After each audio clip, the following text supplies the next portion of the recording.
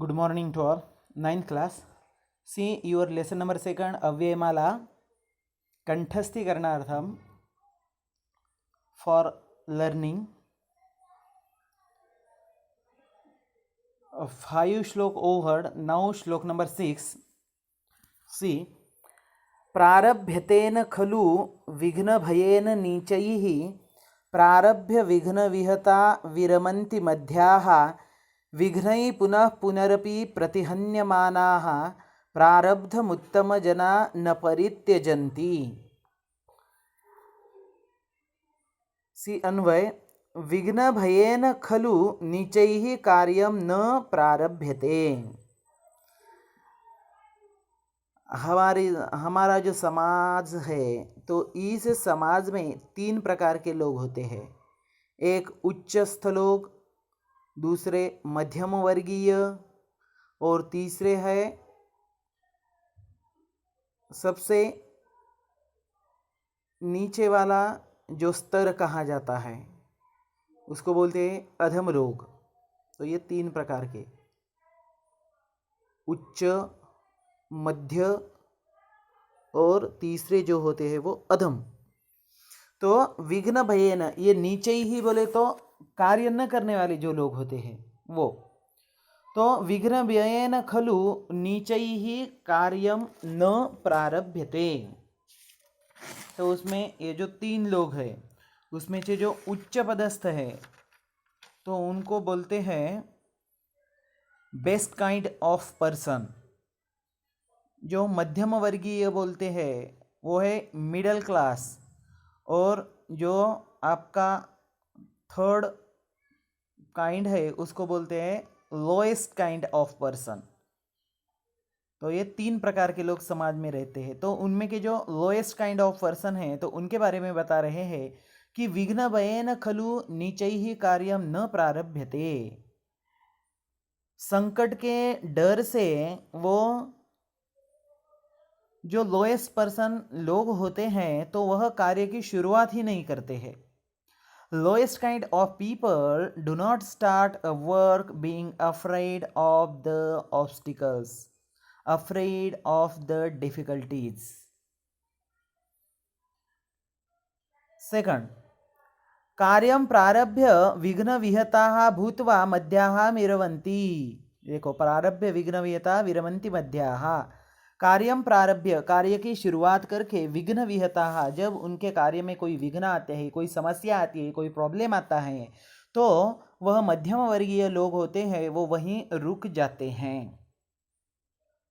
The mediocre having started a work stop even encountered by difficulties. जब कोई difficulty आकर उनका पीछा करता है या उनको कुछ परेशानी होती है तो उस कार्य को वो वही रख देते हैं. लेकिन विघ्न पुनः पुनरपि प्रतिहन्यमाना प्रारभ्य उत्तम जना न परित्यजन्ति. विघ्न पुनः पुनः प्रतिहन्यमाना अपि, विघ्न बार बार भी अगर आते हैं उनके ऊपर प्रहार करते हैं तो भी उत्तम जना जो श्रेष्ठ लोग होते हैं वह प्रारब्धम कार्यम न परित्यजन्ति. जो कार्य उन्होंने हाथ में लिया है उसे पूरा किए बिना वो कभी नहीं छोड़ते हैं. देखिए, the best kind of person do not give up the work they have started even though they are again and again overthrown by obstacles. If the best kind of person overthrown by the obstacles, overthrown by the problems, but they do not give up the work which is started by the good people.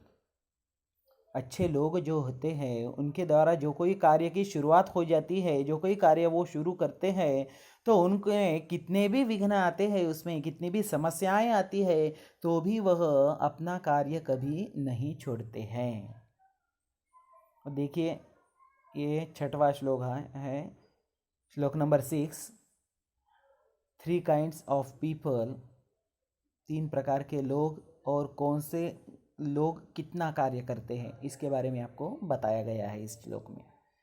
चलिए देखती है उसके बाद का श्लोक. ये देखिए, स्थानभ्रष्टा न शोभन्ते दंताकेशा नखा नराः इति विज्ञाय मतिमान् स्वस्थानं न परित्यजेत। स्थानभ्रष्ट मीन्स जो स्थान को छोड़कर दूसरी जगह गया है या कौन से तो अच्छे स्थान से उसको हकाल दिया है, उसको बोलते हैं स्थान भ्रष्ट। तो स्थान भ्रष्ट जो होते हैं न शोभनते, तो वह शोभायमान नहीं होते हैं, वह अच्छे नहीं दिखते हैं। कौन कौन? दंता केशा नखा नराहा। दंता बोले तो हमारी टीथ, दांत। केशाहा बोले तो हमारे बाल, हेयर्स। नखाहा बोले तो हमारे नेल्स। और नराहा बोले तो आदमी। तो ये चार चीज़ें ऐसी है, ये अगर उनका जो सही स्थान है उसी स्थान पर ही वो आती है, उसी स्थान पर ही वह अच्छी दिखती है, और वह स्थान छोड़कर वो दूसरी जगह आती है तो वो अच्छी नहीं दिखती है। जैसे कि हमारे दांत है, हमारे दांत के यहाँ जो भाग है वो भाग में ही दांत आते हैं तो उसको रखते हैं। अदरवाइज अगर किसी दांत के ऊपर दांत आता है तो उस ऊपर वाले दांत को काट देते हैं, उसका ऑपरेशन कर देते हैं, तो वो दूसरी जगह शोभायमान नहीं होता है। उसके बाद नखाहा, जो कोई व्यक्ति है उसके नख अगर निश्चित रूप से जहाँ चाहिए वहाँ आता है तो ठीक है, नहीं तो कोई कोई व्यक्ति को 6 अंगुलियाँ आती है तो वो छठी जो रहती है वो काट दी जाती हैं। तो उसी तरह से बालों का भी है और आदमियों का भी है। आदमी अगर अपने सही स्थान पर बैठा हुआ है तो उसे कोई नहीं उठा सकता, लेकिन वो अगर गलत स्थान से बैठा है तो उसे वहाँ से उठाया जाता है। या कोई अपने पद का, अपने चेयर का गलत इस्तेमाल करता है तो उसे उस चेयर से स्थान भ्रष्ट किया जाता है। मतलब वो चेयर जो है, वह पद जो है वो उसके द्वारा निकाल दिया जाता है। तो इति विज्ञाय, तो ऐसा जानकर, यही जानकर, मतिमान स्वस्थानम न परित्यजे, तो बुद्धिमान व्यक्ति ने कभी भी खुद का स्थान नहीं छोड़ना चाहिए। कि कहीं भी जाते हैं तो हमारा स्थान कौन सा है, हमें कहाँ बैठना है, कहाँ नहीं बैठना है, तो ये बुद्धिमान व्यक्ति को बताने की कोई ज़रूरी नहीं है। देखिए इंग्लिश में देखते हैं। Teeth, hair, nails and human beings. Teeth दंताहा, हेयर्स केशाहा, नेल्स नखाहा, and human beings naraha. A persons removed from their place, अगर उनके स्थान को छोड़कर, स्थान भ्रष्टाहा, do not look beautiful, न शोभन्ते। Keeping this in mind means iti vidyaya, keeping this in mind, the intelligent person means matiman, mati means buddhi, तो matiman means intelligent person should not give up his her place. And last श्लोक, दैवमेवेति संचिन्त्य न स्वोद्योगं नरस्त्यजेत् अनुद्यमेन कस्तैलं तिलेभ्यः प्राप्तुम् अर्हति। दैवम एव इति संचिन्त्य नरः स्व उद्योगम न त्यजेत। देवम एव इति, केवल मेरा दैव ही है, मेरा नसीब ही है, तो ऐसा सोचकर व्यक्ति को खुद का उद्योग यानी कि खुद की वर्किंग नहीं छोड़ देना चाहिए। Man should not give up making his own effort, thinking that luck or fate is alone enough.